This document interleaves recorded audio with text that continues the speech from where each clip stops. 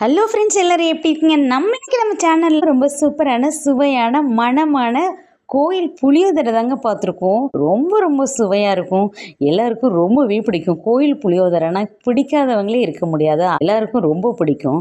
அப்படியே கோயில் புளியோதரை மாதிரியே இருக்குங்க.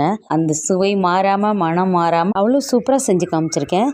எல்லாருமே வீடியோ ஸ்கிப் பண்ணாமல் பாருங்கள். ரொம்ப ரொம்ப டேஸ்டியாக செய்யுங்க.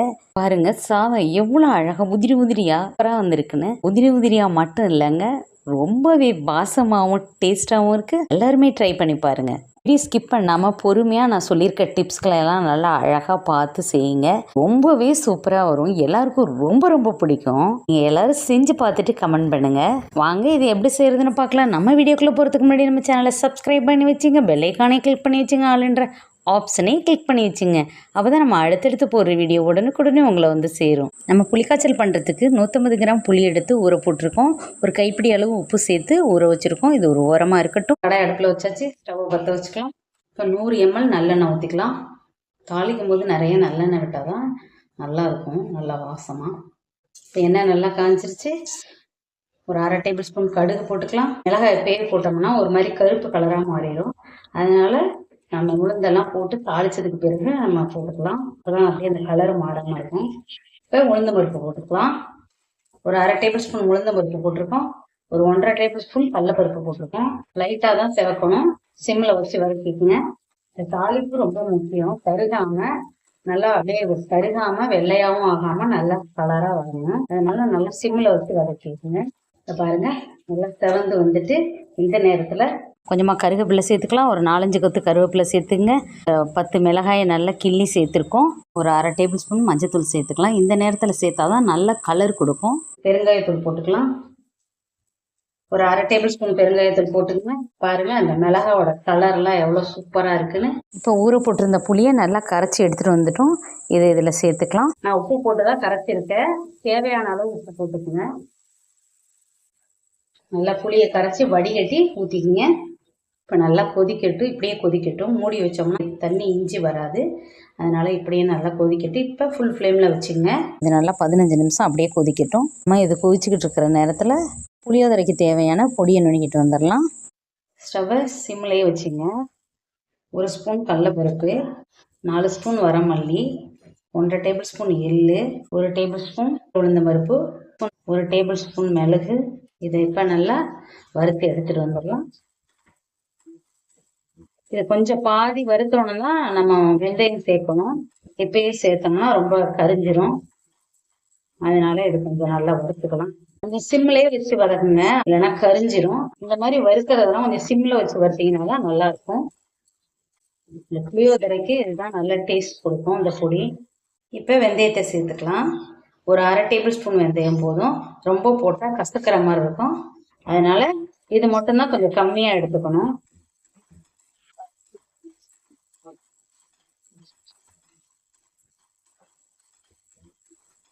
இந்த வாசமே நல்லா சூப்பரா இருக்கும். எண்ணெய் ஊத்தாம தான் வறுக்கணும். மிளகாய் மட்டும்தான் எண்ணெய் ஊற்றி வறுக்கணும். இது அப்படியே எண்ணெய் ஊத்தாம தான் வறுக்கணும்.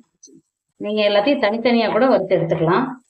கருப்பு எள்ளு போட்டாதான் அந்த சாதத்துக்கு நல்ல கலர் கொடுக்கும். வெள்ளை எள்ளை விட கருப்பு எள்ளு போட்டுக்குங்க. நல்லா வாசம் வந்துருச்சு. இப்ப ஸ்டவ் ஆஃப் பண்ணிக்கலாம். எந்த அளவு வறுத்தா போதும். எதுவுமே கரிஞ்சிராம எல்லாமே நல்லா கலரா வந்துருக்கு பாருங்க.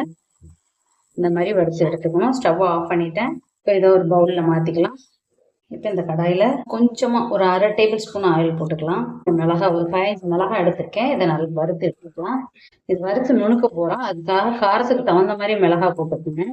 லைட்டாக செவந்தா போகும். இப்போ கரிஞ்சிராம சிம்லேயே வச்சு வதக்குங்க. கலர் லைட்டாக மாறுது பாருங்க. இப்போ ஸ்டவ் ஆஃப் பண்ணிக்கலாம். இது அப்படியே ஆறட்டும். இது ஆறிக்கிட்டு இருக்கட்டும். இப்போ எல்லாம் நல்லா ஆறிடுச்சு. இப்போ மிக்ஸி ஜாரில் மிளகாயை சேர்த்துட்டோம். வறுத்து வச்சுருக்க மல்லி மிளகு எல்லாத்தையும் சேர்த்து நல்லா நைஸாக அடிச்சுட்டு வந்துடலாம். இந்த அளவுக்கு நைஸாக அரைச்சி எடுத்துகிட்டு வந்துட்டோம். இது ஒரு ஓரமாக வச்சுக்கலாம்.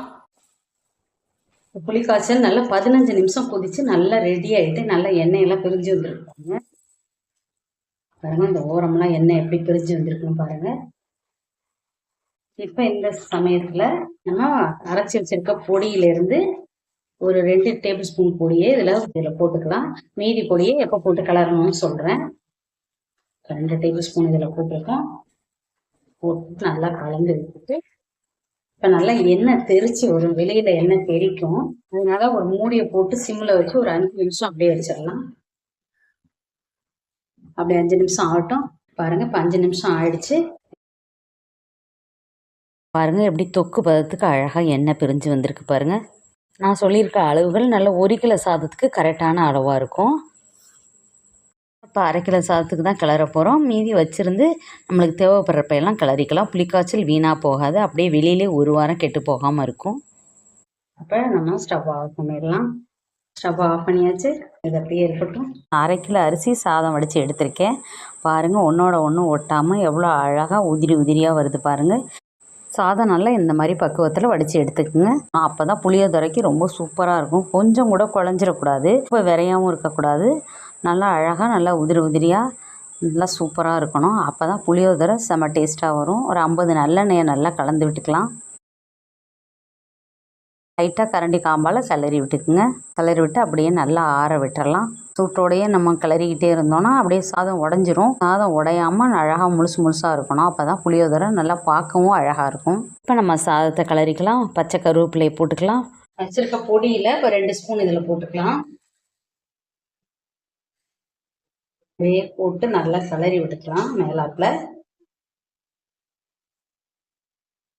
கிளறி விட்டுட்டு இப்போ கொஞ்சம் கருவேப்பிலையை நடக்கடலை தாளித்து இதில் கொட்டிடலாம். இப்போ கடாய் நல்லா சூடாயிடுச்சு. ஒரு 7-8 ஸ்பூன் நல்லெண்ணெய் போட்டுங்க. நல்லெண்ணெய் தான் விடணும். நடக்கடலையை இந்த மாதிரி தோல் உரித்து உடச்சி வச்சுருக்கோம். இதை இதில் சேர்த்துக்கலாம். தேவையான அளவு சேர்த்துக்குங்க.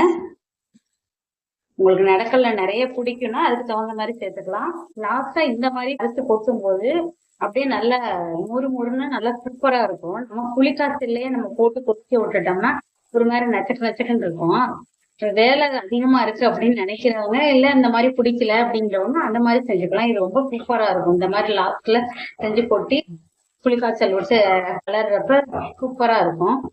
நிறைய கருவேப்பிலை தான் நல்லா வாசம் கொடுக்கும். இப்ப இந்த அளவுக்கு செவந்தா போதும், ரொம்ப செவக்க வேண்டியதில்லை. இப்ப எடுத்து சாதத்துல கொட்டிக்கலாம். இப்ப பாருங்க இந்த புளிக்காய்ச்சல் எப்படி வந்திருக்குன்னு. இந்த புளிக்காய்ச்சல் எடுத்து இப்படி போட்டுக்கலாம். கொஞ்சம் கொஞ்சமா விட்டு கலருங்க. வறுத்து வச்சிருக்க நடக்கலையும் இது உள்ள சேர்த்துக்கலாம்.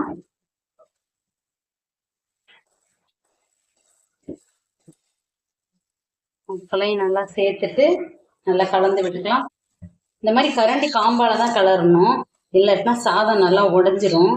அதனால இந்த மாதிரி கரண்டி காம்பால கலரிட்டுங்க. நல்லா கோயில் புளி சாதம் மாதிரியே நல்ல வாசனையா சூப்பரா வரும்.